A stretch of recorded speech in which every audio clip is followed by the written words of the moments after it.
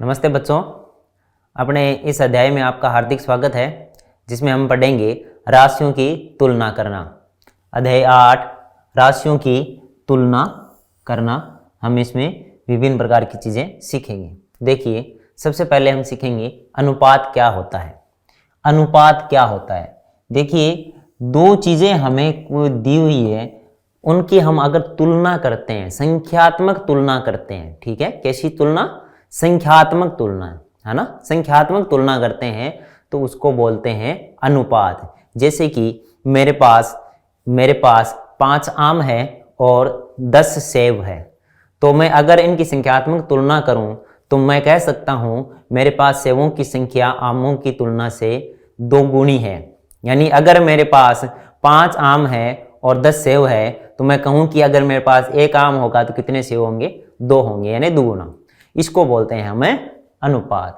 यानी कि अनुपात का अर्थ है दो मात्राओं की तुलना करना। मात्रा यानी कि जैसे कि मेरे पास 5 आम थे और 10 सेब थे, तो इनकी मात्रा कितनी थी, उनकी तुलना करना अनुपात कहलाता है, ठीक है।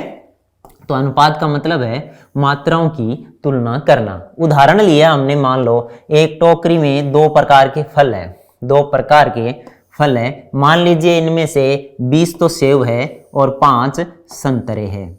20 सेब है और 5 संतरे हैं। तो हम अगर इन संतरों की सेबों की संख्या से अनुपात निकालें, यानी तुलना करें कि संतरे सेबों की तुलना में 5:20 में, यानी कि 5 संतरे हैं और 20 क्या है? सेब है। तो देखिए, इसको हम इस तरह से भी लिख सकते हैं कि यह है 5:20 है, ठीक है।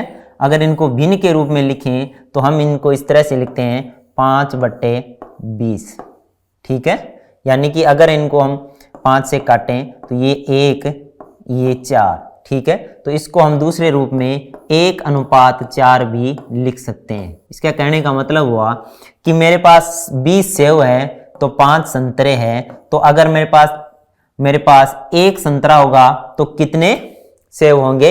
1 संतरे के पीछे 4 सेब है, ठीक है।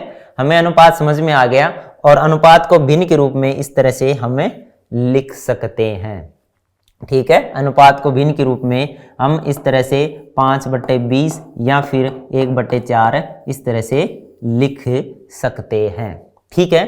अब दूसरी चीज आती है कि अनुपात को प्रतिशत के रूप में कैसे लिखा जा सकता है। सबसे पहले हमें क्या करना है कि हम देखें कि प्रतिशत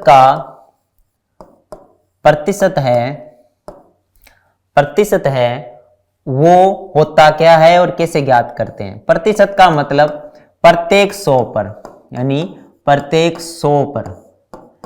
यानी कि मैं ये कहता हूं कि मैं यहां पर ये कहूं कि 20 सेब थे, 20 सेब पर 5 संतरे,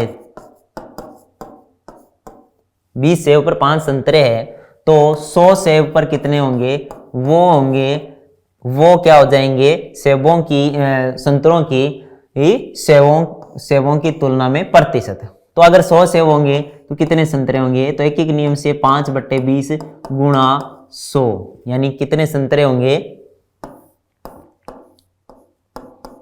25 संतरे होंगे, ठीक है। या फिर 25% इसमें संतरे हैं। किसकी तुलना में? सेबों की तुलना में। सेबों की तुलना में संतरे कितने हैं? 25 है। अब हमें पूछ लें, ये आए 25% किसकी तुलना में आए हैं? सेबों की। यानी कि सेबों के 25% कौन है? संतरे हैं। सेबों के 25% क्या है? संतरे हैं, ठीक है ना। अगर हमें पूछ लें कि कुल फलों की तुलना में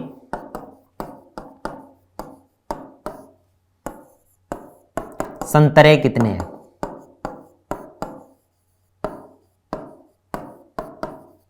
तो कुल फल कितने हैं यहां पर? तो 20 तो सेब है और 5 संतरे हैं, तो कुल फल तो 25 है। तो अब 25 की तुलना में हम 25 की तुलना किससे कर रहे हैं? 5 से कर रहे हैं। संतरे 5 है और 25 कुल फल है, तो वहां पर क्या आ जाएगा, कितना प्रतिशत आ जाएगा इनका, 20%। यानी कुल फलों का तो 20% है और सेबों का 25% संतरे है। तो इस तरह से हमने क्या सीख लिया, सबसे पहले अनुपात को हमने भिन्न में लिखना सीख लिया और उसके बाद में हमने सीखा है कि उनका तुलनात्मक प्रतिशत निकालना सीख लिया। अब आगे हम कुछ प्रश्न करेंगे। निम्नलिखित अनुपात ज्ञात कीजिए। अनुपात ज्ञात करना है हमें, ठीक है, हमें अनुपात ज्ञात करना है। कैसे? एक साइकिल की 15 किलोमीटर प्रति घंटे गति का एक स्कूटर की 30 किलोमीटर प्रति घंटे की गति से क्या करना है, हमें क्या करना है, अनुपात ज्ञात करना है। देखिए अगर हम इसको इस तरह से लिखें कि पहले लिखते हैं साइकिल की गति कितनी है, साइकिल की गति है 15 किलोमीटर, ठीक है, और स्कूटर की गति कितनी है, 30 किलोमीटर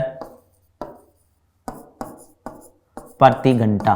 अगर इनको भिन्न में लिखें दोनों को, तो आएगा साइकिल की गति बटा स्कूटर की गति।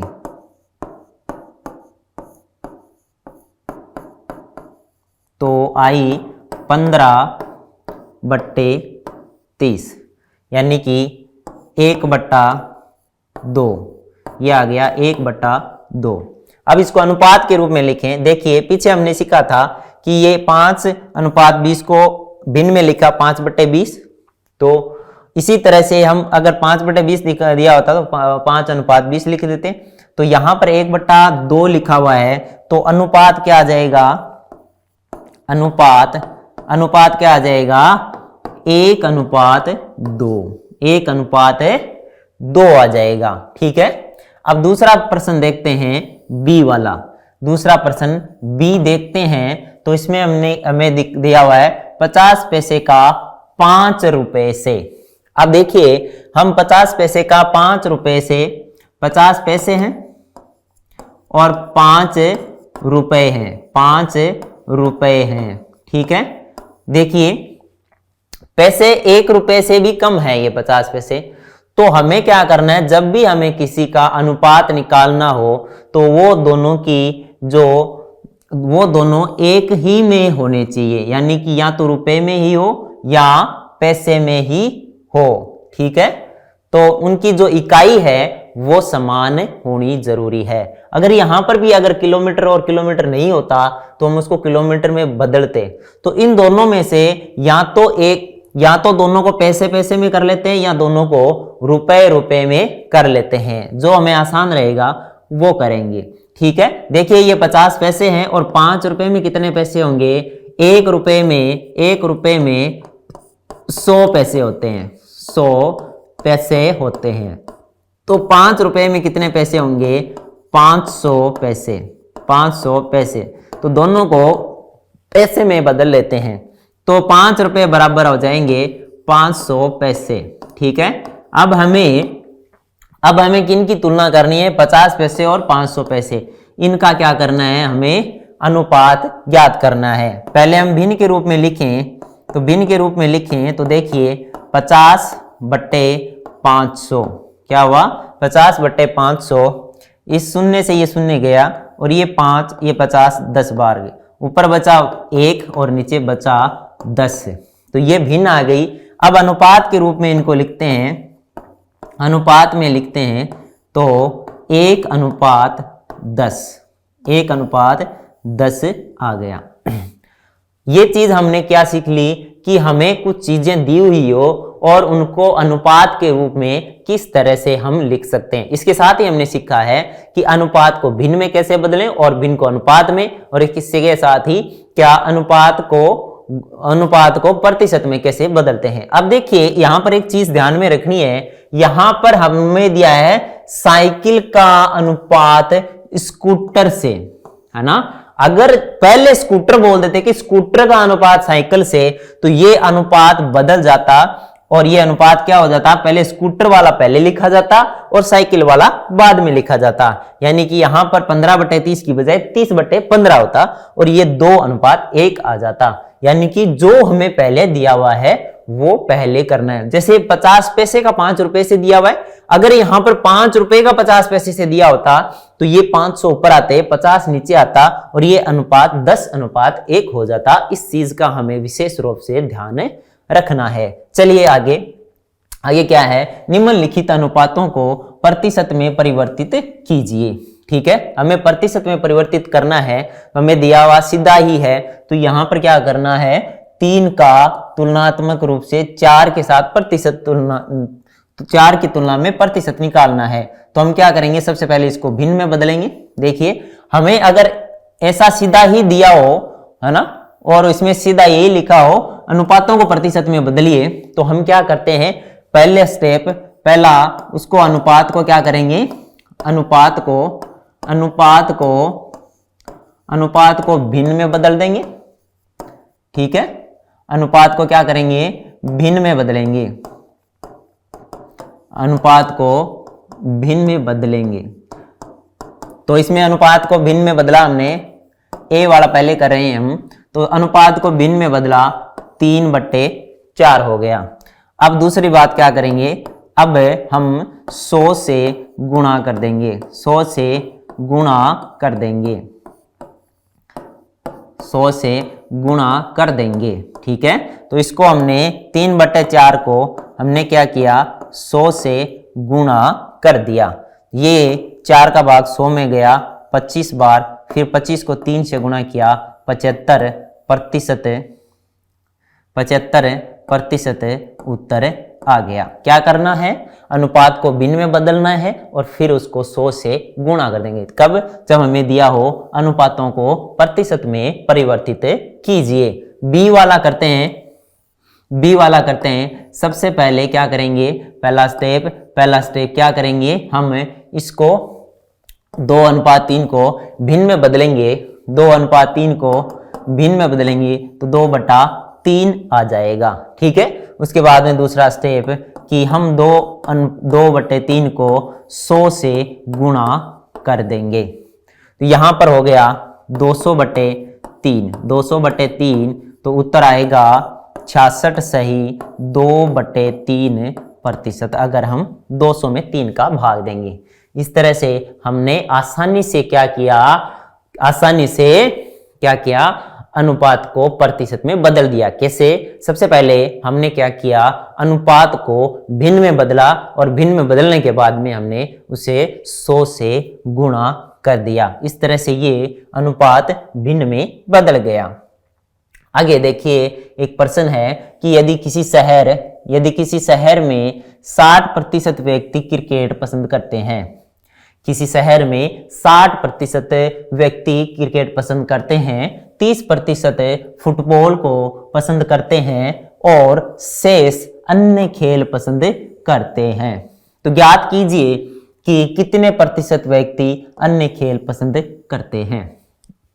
देखिए, प्रतिशत का मतलब हो गया 100 में से, अगर 100 व्यक्ति है तो उनमें से 60 व्यक्ति क्या करते हैं, क्रिकेट पसंद करते हैं, 30 व्यक्ति फुटबॉल और बाकी बचे हुए और करते हैं। यानी प्रतिशत कुल कितना हो गया, 100% होता है, कुल 100 होता है। तो उसमें से देखिए 60% तो हो गए क्रिकेट के, 60% क्रिकेट के हो गए और 30% हो गए फुटबॉल के, 30% फुटबॉल के हो गए। ठीक है, और 10 जो बाकी बचे हुए हैं वो हमें पता नहीं है, वो अन्य हो गए।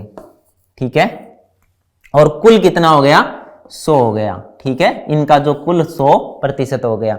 तो हमें ये अन्य वाला निकालना है, तो क्या करेंगे, इन दोनों को जोड़ेंगे और 100 में से घटा देंगे। क्यों, क्योंकि 60 + 30 और ये वाला, ये सब मिलकर कितना बन जाएंगे, 100% बन जाएंगे। ठीक है, तो हमें इस परसेंट चिन्ह की जगह क्या आएगा, 100 - 60 + 30, यानी कि ये आ जाएगा 100 - 90, यानी कि अन्य खेल पसंद करने वाले होंगे 10%।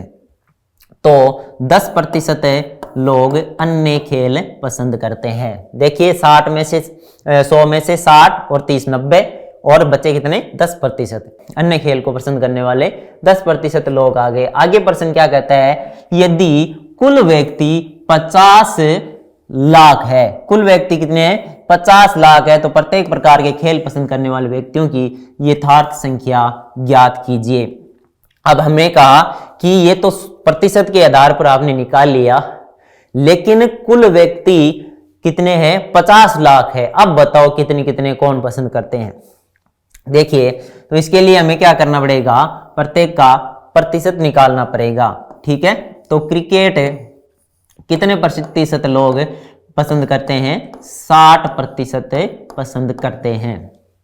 ठीक है, आपको प्रतिशत निकालना पहले से आता होगा और नहीं भी आता है तो यहां पर हम प्रतिशत का अच्छे तरीके से कंसेप्ट देख लेते हैं। तो देखिए अन्य को 10% वाला एक बार हम मिटा देते हैं और यहां पर हमें 3 चीज अभी पता है। अन्य का हमने निकाल लिया कि क्रिकेट वाले 60% हैं, फुटबॉल 30% है, अन्य खेल 10% है। ठीक है, तो देखिए अभी तक अगर आपको प्रतिशत पूरी तरह से मालूम नहीं है तो हम एक जो चीज है वो एक एक नियम से कर लेते हैं।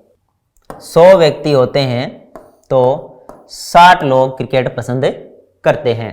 ठीक है, इसी तरह से 50 लाख होंगे तो कितने प्रतिशत लोग पसंद करेंगे, 60/100 गुणा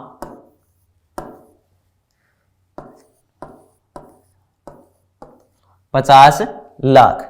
ठीक है, तो ये आएगा 50 लाख का 60%।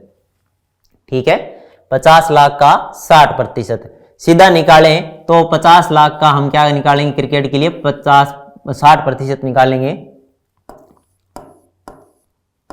गुणा 60/100, इसी तरह से आ जाएगा।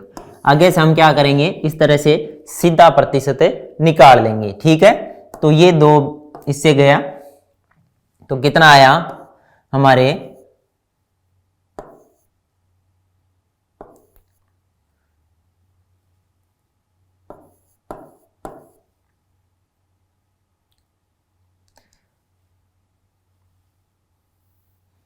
ये आ गया हमारा 30, ये आ गया हमारा 30 लाख।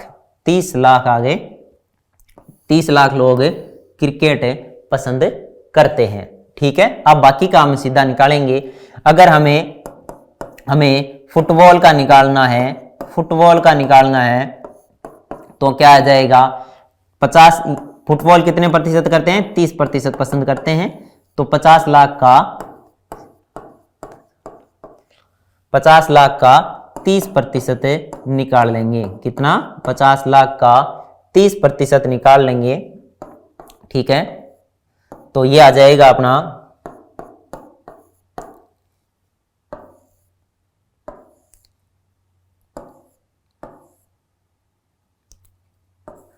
ये आ गया 15 लाख। ठीक है, कितना आ गए 15 लाख। 15 लाख लोग क्या करते हैं, 15 लाख लोग फुटबॉल पसंद करते हैं।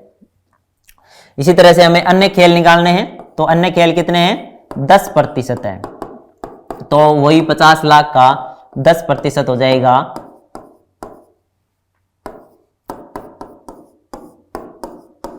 तो यह आ जाएगा 5 लाख। कितना आ जाएगा, 5 लाख। 5 लाख आ जाएगा। क्या करना है कि 50 लाख कुल व्यक्ति है, उनमें से 60% अगर क्रिकेट खेलते हैं तो उसका 60% निकाला तो 30 लाख आ गया। और अगर 30% फुटबॉल पसंद करते हैं तो 50 लाख का 30% है, 15 लाख आ गया। और उसके बाद में अन्य 10% पसंद करते हैं तो 50 लाख का 10% है, 5 लाख लोग अन्य खेल पसंद करते हैं। ठीक है, आगे चलिए। प्रतिशत, वृद्धि प्रतिशत अथवा कमी प्रतिशत ज्ञात करना। होता क्या है कि हम किसी चीज को खरीद कर उसको कुछ लाभ कमाने के बाद में उसको बेच देते हैं। जैसे हमने 100 रुपए में एक चीज खरीदी, तो उसको हमने 120 रुपए में बेची, तो बताइए कितने प्रतिशत लाभ हुआ। तो 100 रुपए में अगर हमने चीज खरीद कर 120 रुपए में बेची, तो हमें पता चला कि 20 रुपए का फायदा हुआ है। लेकिन हमें पूछा क्या है, प्रतिशत कितना है, तो वो कितना होगा, 20% फायदा हो जाएगा। तो हम क्या करेंगे, उसको प्रतिशत लाभ को या प्रतिशत हानि को ज्ञात करेंगे। देखिए प्रश्न देखते हैं। रविवार को 845 व्यक्ति चिड़ियाघर में गए। कह रहा है कि रविवार को 845 व्यक्ति गए थे चिड़ियाघर में। ठीक है, उसके बाद में सोमवार को केवल 169 व्यक्ति चिड़ियाघर गए। चिड़ियाघर की सैर करने वाले व्यक्तियों की संख्या में सोमवार को कितने प्रतिशत कमी हुई। हमें साफ दिख रहा है कि रविवार को 845 व्यक्ति गए थे और सोमवार को 169 ही गए थे, तो स्पष्ट है कि व्यक्तियों में क्या हुआ है, कमी हुई है। ठीक है, कमी कितनी हुई है, देखिए रविवार को कितने गए थे, रविवार को गए थे 845। सोमवार को कितने गए, सोमवार को गए 169। कमी कितनी हुई, कुल कमी कितनी हुई, तो इसमें से ये घटा देंगे। क्यों, क्योंकि ये कम है। 845 में से 169 घटाएंगे तो आया 676। 676 की कमी हो गई, कितने में से, 845 में से। तो प्रतिशत निकालेंगे कि प्रतिशत निकालने के लिए प्रतिशत जो कमी हुई है वो बट्टे में रविवार के दिन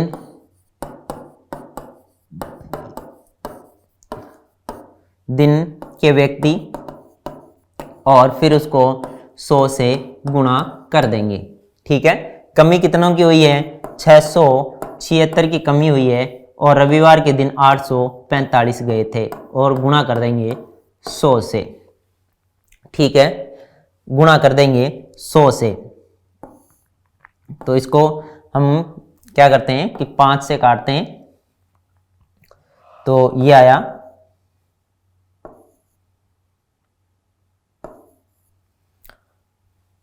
ठीक है। अब इसको गुणा करके इसका भाग देंगे तो हमारे आएगा 80%। ठीक है, तो रविवार और सोमवार के बीच में 80% व्यक्तियों की कमी हुई है। तो हमने पहले निकाली कि कुल कितने व्यक्तियों की कमी हुई, 676 व्यक्तियों की कमी हुई। उसके बाद में उसको प्रतिशत के रूप में निकाला है। 845 क्यों लिखें, क्योंकि 845 से कंपेयर करके हम प्रतिशत निकाल रहे हैं कि उनकी बजाय कितना कम हुआ है। वो आए थे, उनमें से कितने प्रतिशत कम हो गए लोग, तो 80% है, इसका उत्तर आ गया। आगे देखते हैं कि बट्टा ज्ञात करना। बट्टा क्या चीज होती है, बट्टा ज्ञात करना। बट्टा क्या चीज होती है कि देखिए कई बार हम देखते हैं कि हम बाजार में गए, कोई शर्ट खरीदने गए, तो उसमें 500 रुपए लिखे होते हैं शर्ट पर इस तरह से लिखे हुए हैं 500 रुपए। हम देखते हैं कि ये भैया 500 रुपए का है क्या, वो कहेगा ये शर्ट 500 रुपए का है जैसा कि इसके ऊपर लिखा गया है, लेकिन हम आपको इस पर 10% की छूट दे देंगे, 10% की छूट दे देंगे। ठीक है, तो वो शर्ट कितने का पड़ेगा, अब वो पड़ेगा 10% कम हो जाएगा, यानी कि उस पर कितने रुपए, 50 रुपए की छूट हो जाएगी। 50 रुपए की क्या हो जाएगी, छूट हो जाएगी। ठीक है, 50 रुपए की छूट हो जाएगी। तो अब वो शर्ट कितने का आएगा, 450 रुपए का आएगा। उस पर लिखा हुआ 500 रुपए है, लेकिन वो हमें 450 रुपए में दे देगा। तो इसी को कहते हैं बट्टा ज्ञात करना। बट्टा यानी कि छूट कितनी दी गई है, उसे कहेंगे हम बट्टा ज्ञात करना। ठीक है, अब देखिए कुछ चीजें मैं थोड़ी सी एक्स्ट्रा और बता देता हूं आपको। देखिए कि 500 रुपए की शर्ट, 500 रुपए के शर्ट को 10% की क्या मिल रही है, छूट। 10% की क्या मिल रही है, छूट मिल रही है। यानी कि 500 रुपए पूरे 100% थे। कितने थे, 100% थे। और 100% में से 10% कम हो गए, 10% कम हो गए। तो अब वो क्या है, अब वो जो शर्ट है हमें 500 रुपए के 100% में नहीं, 500 रुपए के 90% में मिल जाएगा। यानी कि हम अगर उसकी कह दें कि हमें 10% की छूट मिलने के बाद में वो कितने में मिलेगा, तो 100% में मिलना था, अब किस में मिलेगा, 90% में मिलेगा। कितने में मिलेगा, तो हम इसका सीधा अगर 90% निकालते हैं तो हमारा उत्तर क्या आएगा, देखिए वही 450 रुपए आ जाएगा। ठीक है, एक हम क्या करें, पहले छूट निकाली 50 रुपए की, फिर उसको हमने 500 रुपए में से घटाए, तब 450 आए। दूसरे में अगर हम उसका 90% निकालते हैं, क्योंकि 100% में 10% की छूट होगी, यानी वो 10% कम हो गए। अब हमें उसके 90% रुपए ही देने हैं, यानी कि 500 के 90% रुपए ही देने हैं, तो वो हो जाएगा 450 रुपए। ठीक है, इसी तरह से हमें अगर किसी चीज की जो रेट है वो बढ़ जाती है, मान लो किसी भी शर्ट की 500 रुपए थी अंकित मूल्य, यानी कि उसके ऊपर लिखे थे, लेकिन हमें जो दुकानदार है वो कहेगा कि मैं भाई इसको 10% अधिक में दूंगा, यानी कि मैं इसके 10% अधिक रुपए लूंगा। तो हम क्या करेंगे, देखिए कि 100% का मतलब था 500 रुपए, अब वो 10% बढ़ा रहा है, यानी कि 110% हो गया 100 का। अब हमें 500 के कितने देने पड़ेंगे, 110% देने पड़ेंगे। तो हम अगर बढ़ी हुई कीमत ज्ञात करना चाहेंगे तो 110/100 सीधा कर सकते हैं। ठीक है, आगे बढ़ते हैं। क्रय मूल्य, विक्रय मूल्य लाभ प्रतिशत और हानि प्रतिशत से संबंधित प्रश्न है। ठीक है, देखिए एक वस्तु का मूल्य था 15,500 रुपए। ठीक है, 15,500 रुपए और 450 रुपए इसकी मरम्मत पर खर्च हो गए। ठीक है, इसकी मरम्मत पर खर्च हो गए। ठीक है, यदि उसके 15% लाभ पर बेचना है उसे, तो उसका विक्रय मूल्य क्या होगा हमें बताना है। ठीक है, इसका विक्रय मूल्य क्या होगा हमें ये बताना है। देखिए हमें पहले देखते हैं क्रय मूल्य। क्रय मूल्य उसका लगा था, वो तो था 15,500 रुपए, 15,500 रुपए था। लेकिन उसकी मरम्मत पर कितना खर्च हो गया, मरम्मत पर कितना खर्च हो गया, 450 रुपए मरम्मत पर खर्च हो गया। तो अब हम निकालें कि कुल क्रय मूल्य कितना हुआ, कुल क्रय मूल्य हुआ, क्योंकि जो भी हमारे उसको खरीदने पर जो भी उस पर लगा है, जो भी उस पर खर्च आया है, वो सभी क्रय मूल्य में आएगा ना, उसको खरीदने पर हमारे पड़ा है, तो होगा 15,950 रुपए। कितने हुए, 15,950 रुपए। तो देखिए अब इसको हमें क्या बेचना है, लाभ है 15% का लाभ लेकर बेचना है हमें। कितना बेचना है, 15% का लाभ लेकर इसको बेचना है, यानी कि 15,950 का 15% लाभ इसमें जोड़कर उसके बाद में हमें बेचना है। ठीक है, तो सबसे पहले क्या करेंगे, हम 15,950 का 15% निकालेंगे कि जो हमें लाभ ज्ञात करना है वो कितना है। ठीक है, तो इससे ये गया ये। ठीक है, अब इसको हम अगर गुणा करके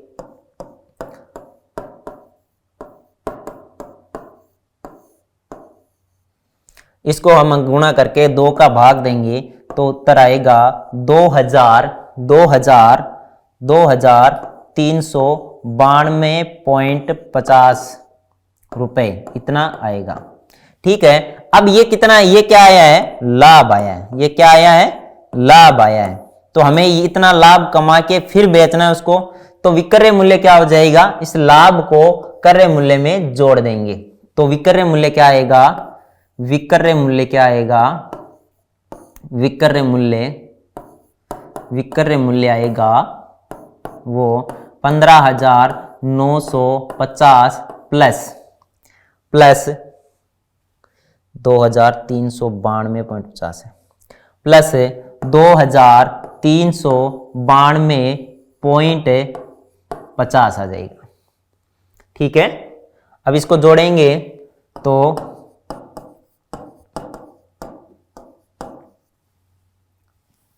15,950 प्लस 2,392.50, तो जोड़ा ये 50, 2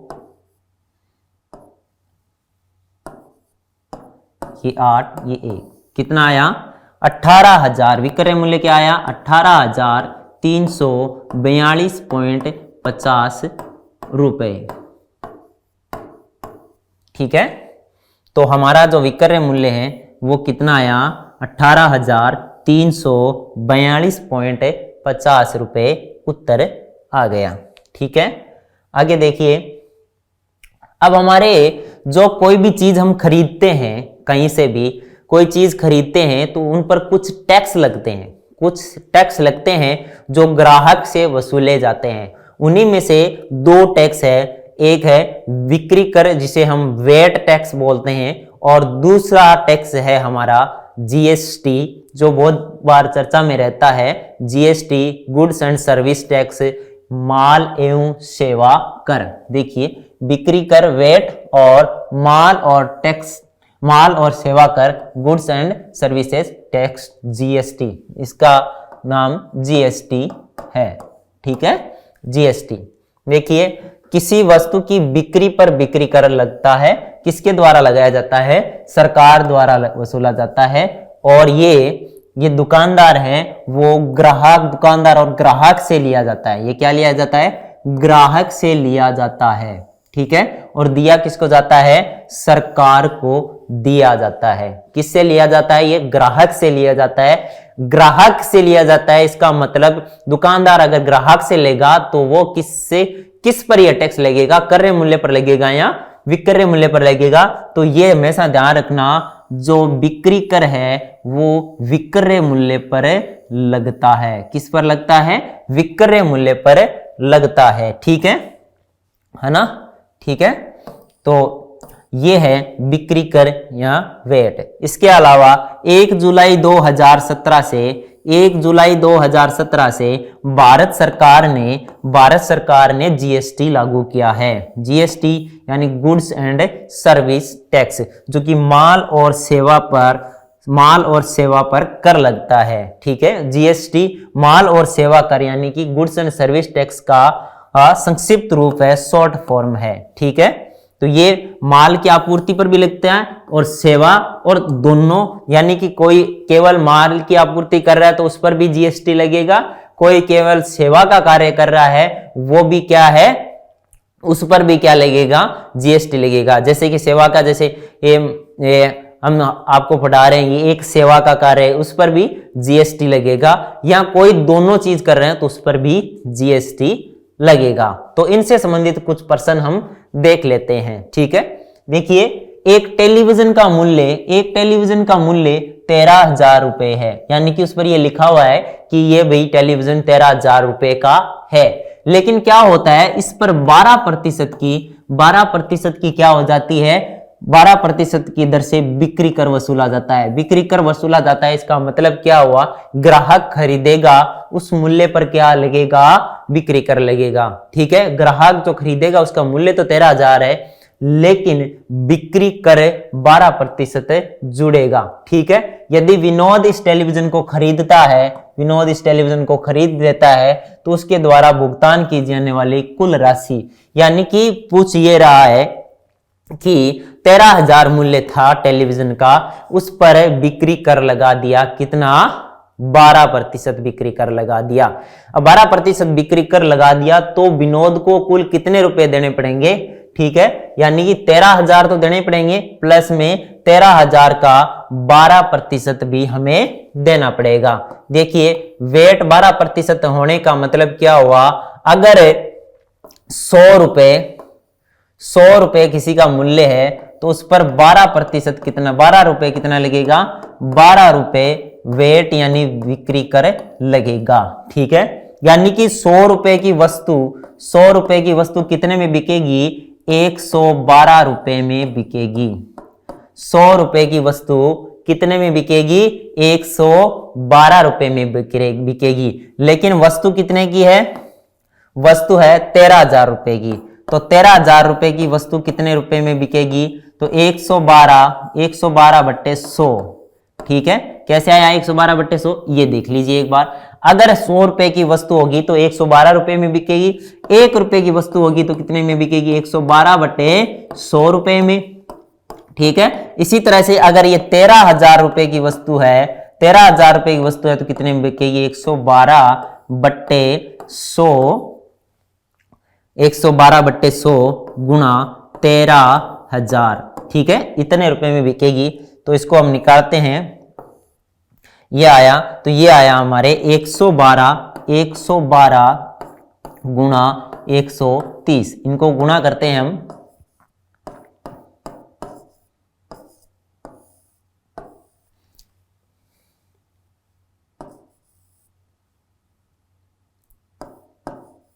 ये आया हमारा 14,000, कितना आया, 14,560 रुपए। यानी कि विनोद को 13,000 के टेलीविजन के, 13,000 का टेलीविजन था, उस पर 14,560 रुपए उसे चुकाने पड़ेंगे।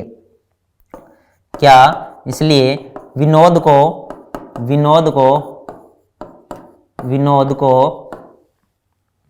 14,560 रुपए का भुगतान करना पड़ेगा।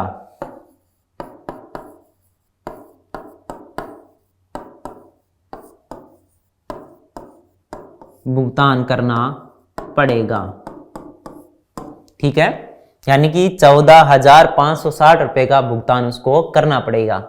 कैसे ज्ञात किया हमने, क्या है कि 13,000 रुपए की वस्तु थी, लेकिन उस पर 12% क्या लगा, बिक्री कर लगा, तो उसको भी जोड़ के ग्राहक को ही भुगतान करना पड़ेगा, इसलिए उसको जोड़ा। तो 13,000 की वस्तु के 14,560 रुपए भुगतान करना पड़ा। आगे देखिए, आगे प्रश्न है कि कोई वस्तु 18% जीएसटी, देखिए इस पर जीएसटी लग रहा है, वस्तु पर 18% लग रहा है जीएसटी, सम्मिलित करने के बाद में 1239 रुपए में खरीदी गई। क्या किया गया, दुकान में गए, वहां पर एक वस्तु का जो मूल्य था, उन्होंने क्या किया कि 18% जीएसटी जोड़कर ही बता दिया कि भाई इसके 1239 रुपए है।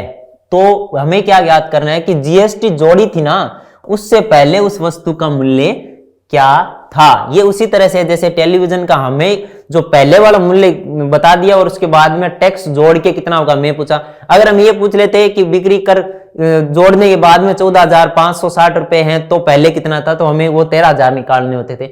इसी तरह से इसमें क्या है, जीएसटी 18% जीएसटी को जोड़ दिया है और जोड़ने से पहले का हमें पूछा है। ठीक है, अच्छी बात है। उसी तरह से करते हैं, अगर कोई 100 रुपए की वस्तु होती तो उस पर जीएसटी 18% होता, तो कितने में बिकती 118 रुपए में, क्योंकि 18% कितने जुड़ जाते हैं, जीएसटी जुड़ जाते हैं। यानी ऐसा कह सकते हैं कि अगर कोई 118 रुपए में बिक रही है तो वो वस्तु का वास्तविक मूल्य यानी कि पहले का जो जीएसटी जोड़ने से पहले का मूल्य होगा 100 रुपए। कितना रुपए, 100 रुपए होगा। यही अगर 1 रुपए में बिकती होती तो पहले का मूल्य, जीएसटी से पहले का मूल्य ये यहां है 118, जीएसटी जुड़ने के बाद में, अगर 118 से जीएसटी जुड़ने के बाद में 118 है तो पहले का मूल्य कितना है, 100, यानी 100 रुपए पर 18% जीएसटी लग रहा है। यही 1 रुपए होता तो 100 बटे 118। अब ये पूछा है कि वो वस्तु जीएसटी जुड़ने के बाद में 1239 रुपए में बिक रही है, तो पहले कितना मूल्य था, तो 100 बटे 118 गुणा हो जाएगा 1239। कितना हो जाएगा, 1239 हो जाएगा। और हम इनको अगर सोल्व करेंगे तो उत्तर आएगा 1000 50 रुपए, उत्तर आएगा 1050 रुपए। यानी कि वह वस्तु जीएसटी जोड़ने से पहले 1050 रुपए की थी और उस पर 18% जीएसटी जोड़ने के बाद में वो वस्तु हो गई 1239 रुपए की। तो इस तरह से हमने क्या किया, पहले तो वेट निकालना सीखा, यानी कि बिक्री कर निकालना सीखा, ठीक है। उसके बाद में हमने जीएसटी निकालना सीख लिया कि जीएसटी इतने प्रतिशत दिया हुआ है, वो जीएसटी जोड़ने के बाद में इतने रुपए हैं, तो पहले कितने थे ये ज्ञात करना सीख लिया। इसी तरह से हमें अगर 1050 दिया होता तो इसका 18% जोड़कर 18% निकाल कर इसमें जोड़ देते तो हमें 1239 मिल जाता। तो इस तरह से हमें अगर जीएसटी जोड़ने से पहले का दिया हो तो उसके बाद में जीएसटी जोड़कर हम ज्ञात कर सकते हैं। उसी तरह से हमें जीएसटी जोड़ने के बाद में का दिया हुआ है तो हम क्या कर सकते हैं, उससे पहले का मूल्य आसानी से निकाल सकते हैं। तो बच्चों ये था हमारा इस अध्याय का भाग 1, जिसमें हमने सबसे पहले सीखा अनुपात क्या होता है, अनुपात को भिन्न के रूप में लिखा, अनुपात को प्रतिशत के रूप में लिखा, उसके बाद में प्रतिशत सीखा, उसके बाद में हमने 2 महत्वपूर्ण कर जिसे बिक्री कर और जीएसटी कहते हैं उसको सीखा और हमें विभिन्न प्रकार की जानकारियां मिली। आगे की जो चीजें हैं वो हम इस अध्याय के भाग नंबर 2 में सीखेंगे। तब तक के लिए धन्यवाद।